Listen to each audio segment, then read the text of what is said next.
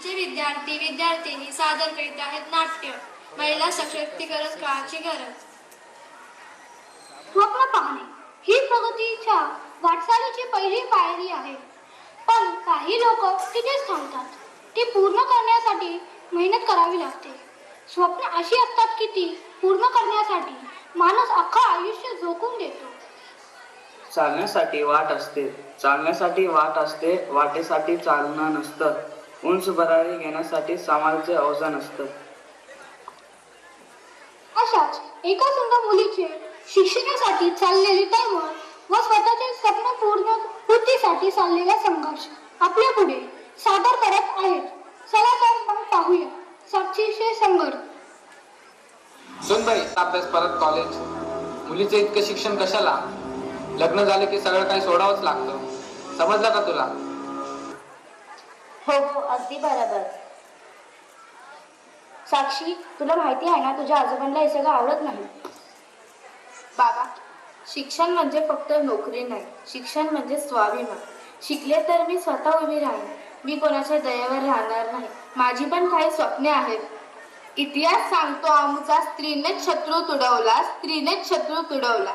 लक्ष्मीबाईने झाशीचा किल्ला लढवला, जिजाऊंनी राजा छत्रपती घडवला, जिजाऊंनी राजा छत्रपती घडवला. महाराणी ताराबाईने महाराष्ट्र भूमीत औरंगजेब लढवला, औरंगजेब लढवला. मला पण यांच्यासारखं बनायचंय. या जगात मला माझं नाव कमवायचं आहे.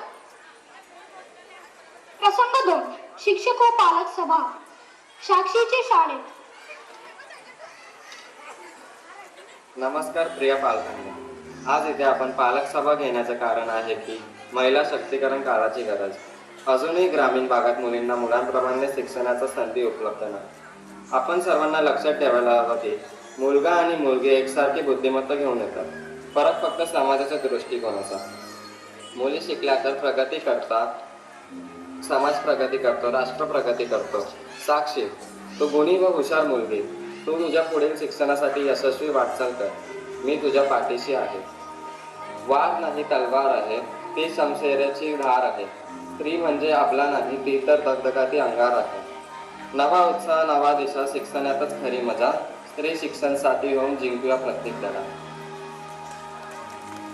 समाज बदलत आहे, पण काही मन अजूनही बंद आहेत. त्या मनाला उघडली पाहिजे. बदल शब्दात नाही, विचारात हवा. अंधपणाची टाका पोती, भविष्य आपल्या हाती रे. मुलींना शिक्षणाची गरज आहे, चला स्वागता सामोरे. मुलींना शिक्षणाची गरज आहे, चला स्वागता सामोरे. प्रसंग 3. साक्षीचे घर. आई, मी परीक्षेला जाते ग. यशस्वी भव.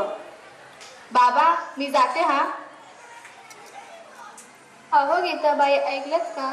अहो काय कमलाबाई? अहो, शेणाजींची मुलगी कॉलेजला जाते म्हणे, परवा बघा नोकरी करायचं म्हणेल. अहो, समाजाचं बरं दिसतं का? नाही, मी तर माझ्या मुलीला असं काही करू देणारच नाही. हो, मी पण. का? मुलगी शिकली तर समाजाला त्रास होतो. आम्ही मुली घरही सांभाळू शकतो आणि करिअरही. अडथळे आमच्या कमतरतेमुळे नाही, तुमच्या जुन्या विचारांमुळे येतात. अगं साक्षी, मुलगी फक्त चूल आणि मूल एवढ्यापुरतीच सीमित आहे. प्रसंग 4. 5 वर्षानंतर IAS परीक्षा उत्तीर्ण झालेली साक्षी. बाबा, मी IAS झाली. शाबास साक्षी, शाबास. मी चुकीचा होतो ग. समाजाच्या नावाखाली मी तुझे स्वप्न दाबत होतो. आज मला कळलं, मुलगी म्हणजे घराचं ओझं आहे, घराचा प्रकाश आहे. आज समजलं, मुलगा हा घराचा दिवा असेल तर मुलगी घराचा प्रकाश. शाबास बेटा, तू माझं नाव मोठं केलं, तुझ्यामुळे मीही मोठा झालो. आज मुली प्रत्येक क्षेत्रात कार्यरत आहेत.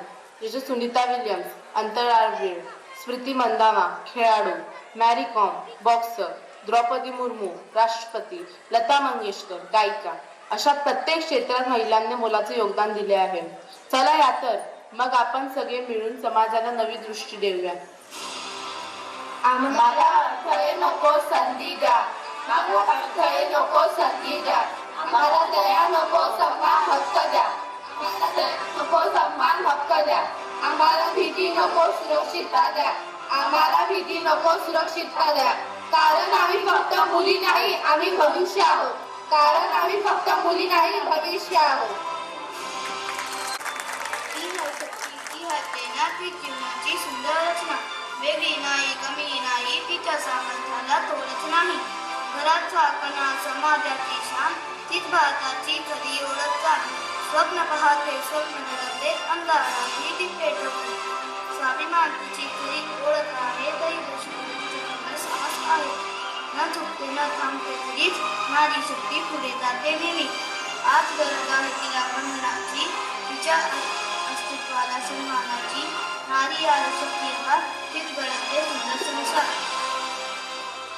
जय नारी शक्ती.